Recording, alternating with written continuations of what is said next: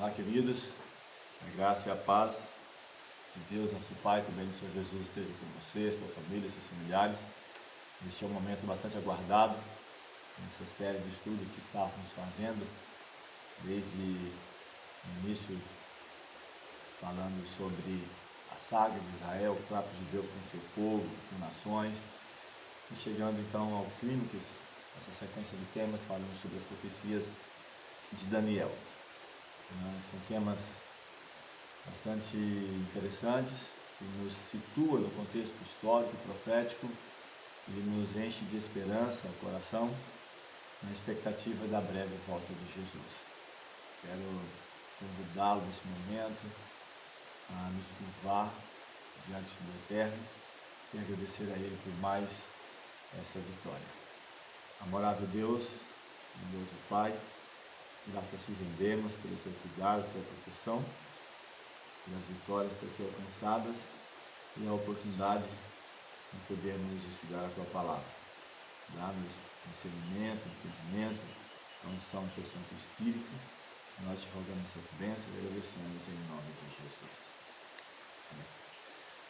Nosso último estudo, o último tema apresentado, falando sobre a condenação iminente, onde não houve mais nenhum recurso, senão que Deus permitisse o cativeiro, e Israel cai primeiro as 10 tribos e depois Judá, e dentre os cativos estava Daniel e seus amigos. Havia outros mais destaque nessa sequência de temas que iremos apresentar agora, Daniel e seus amigos.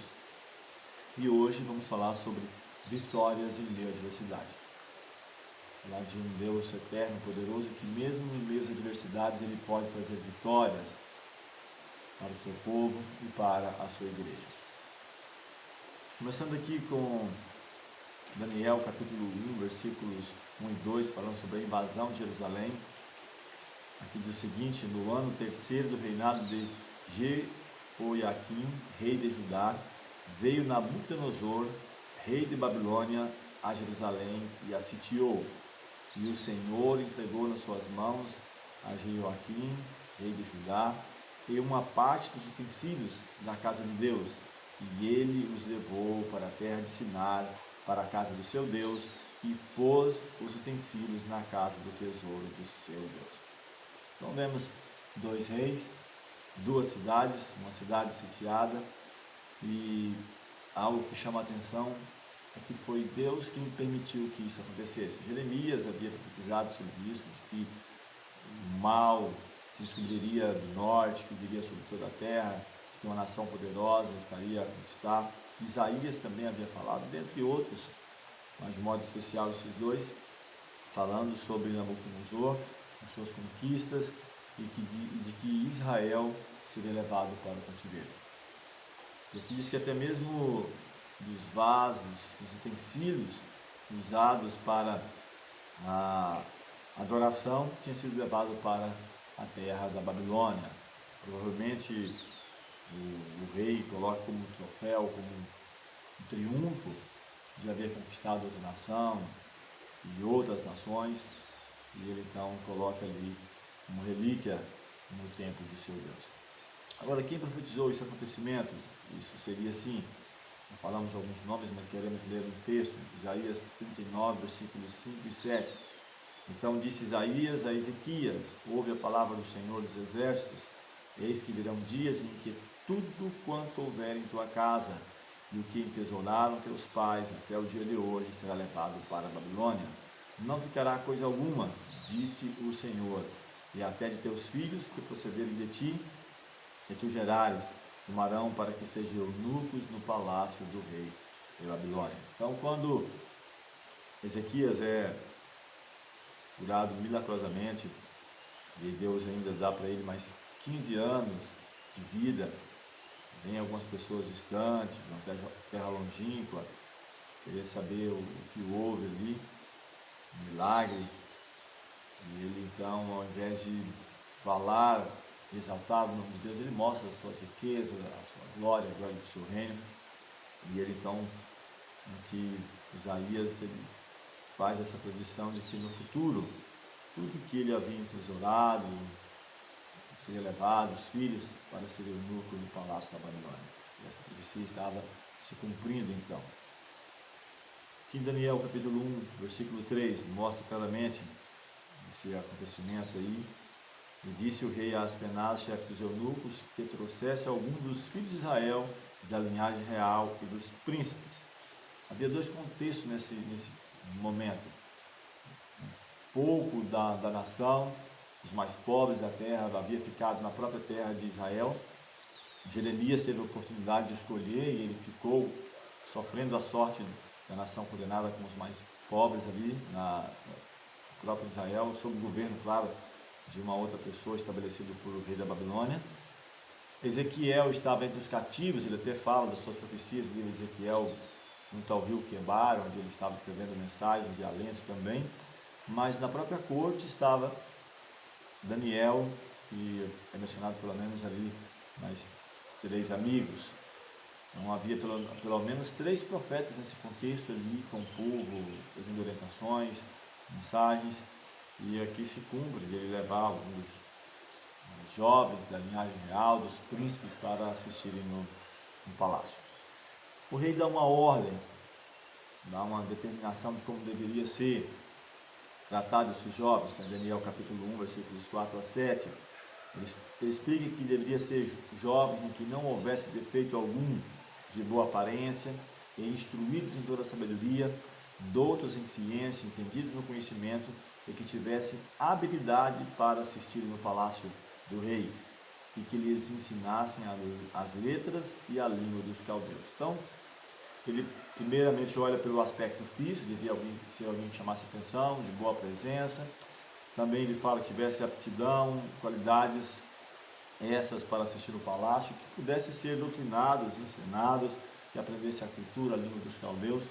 Provavelmente fazer uma lavagem cerebral, uma mudança, quem sabe, de filosofia, o estilo de vida. Não seria algo tão difícil, eu pensava, porque era uma nação que estava dominada, as pessoas que estavam sob o seu poder, a pompa, a realeza, tudo aquilo, provavelmente isso não seria tão difícil, pensava o rei. Continuando ainda a nossa reflexão, aqui o rei determina a porção diária das iguarias do rei, do vinho que ele bebia, e que assim fossem mantidos por 3 anos, para que no fim destes pudessem estar diante do rei. Diz mais que o chefe dos eunucos lhes pôs outros nomes, a saber, a Daniel pôs o nome de Beltesazar, a Ananias, o de Sadraque, o de Misael, o de Mesaque, e de Azarias, o de Abdenego. Então, 2 pontos. Primeiro, ele determina a alimentação, o que deveria comer, e não era qualquer comida, era a comida do rei, aquilo que era servido no palácio real, das iguarias do rei, o maior reino, a história, a profecia aponta em esplendor, em glória, em Babilônia. Então eles tiveram o privilégio de comer das iguarias do rei, do vinho que o rei bebia, e que fossem mantidos por 3 anos, sabe, uma espécie de preparação, de um curso preparatório, para que eles, depois desse tempo, se apresentassem diante do rei. Outra mudança que ele faz nos nomes. Havia uma preocupação, principalmente em Israel, com respeito ao nome, a importância, o significado do nome. Então, quando é dado um nome, os pais queriam que isso identificasse com o Eterno. E podemos ver uma correlação de Cristo praticamente em todos os capítulos de Daniel. Nesse primeiro mesmo, os nomes desses jovens, vamos ver na sequência, eles tinham uma ligação direta com atributos de Cristo. Então é importante essa preocupação.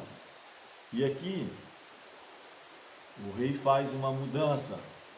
Por exemplo, Daniel quer dizer Deus é meu juiz. Quando o pai de Daniel deu esse nome para ele, queria representar isso, que ficasse inculcado na mente de Daniel: Deus é o meu juiz.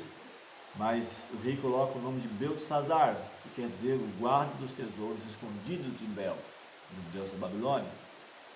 Ananias quer dizer o Senhor é bondoso comigo, não importa se faça sol, faça chuva, se eu estou na minha terra natal, se eu estou em cativeiro, o Senhor é bondoso comigo.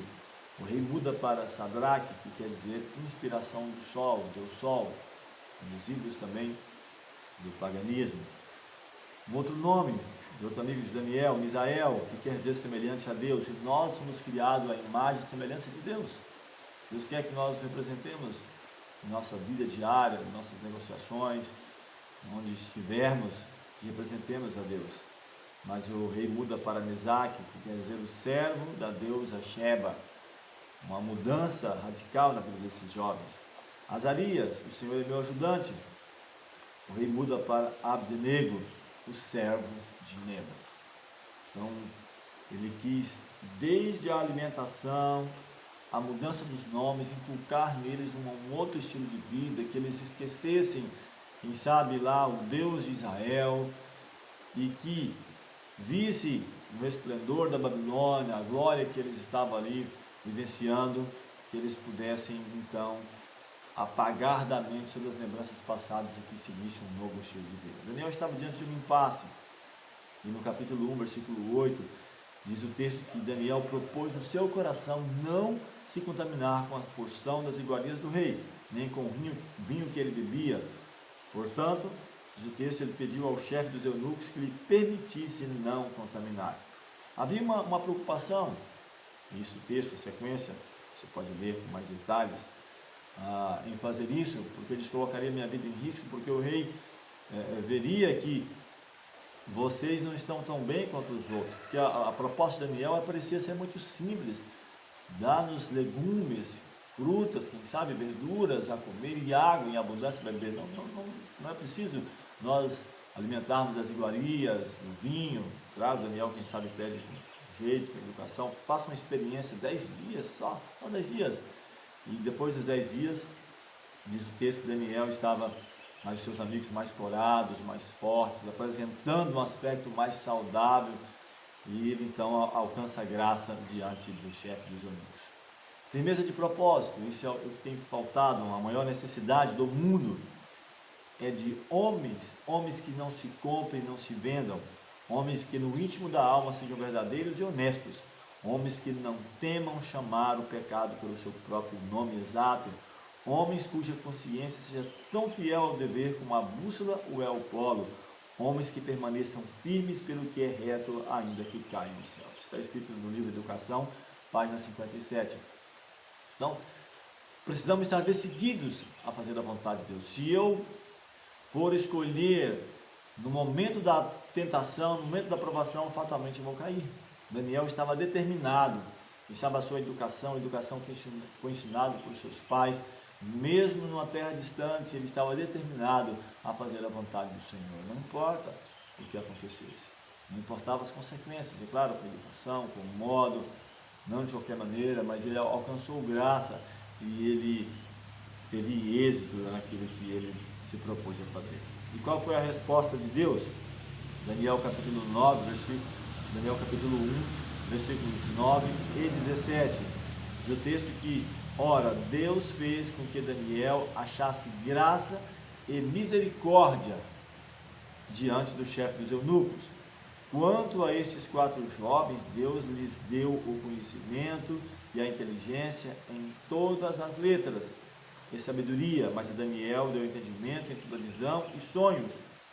Diz o texto, fechando ainda o versículo 17, que os achou 10 vezes mais sábios em toda a matéria de ciência em que foram perguntados. Então, ao terminar aqueles 3 anos, quando o rei vai fazer perguntas a todos os jovens, porque não era só Daniel e seus amigos do povo de Israel, havia de outras nações, provavelmente, diz que Daniel e os seus amigos, Deus deu conhecimento, deu inteligência em todas as letras e sabedoria.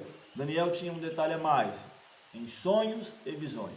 E diz que quando o rei faz as perguntas, os achou. Então ele e seus amigos eram 10 vezes mais sábios em toda a matéria de ciência, em toda a matéria. Ele não entra em detalhes quais as matérias, quais disciplinas aqui foram contempladas, mas em toda a matéria em que o rei fez perguntas, eles foram achados 10 vezes mais sábios. Eu estava até mesmo pesquisando e descobri que Confúcio era contemporâneo de Daniel.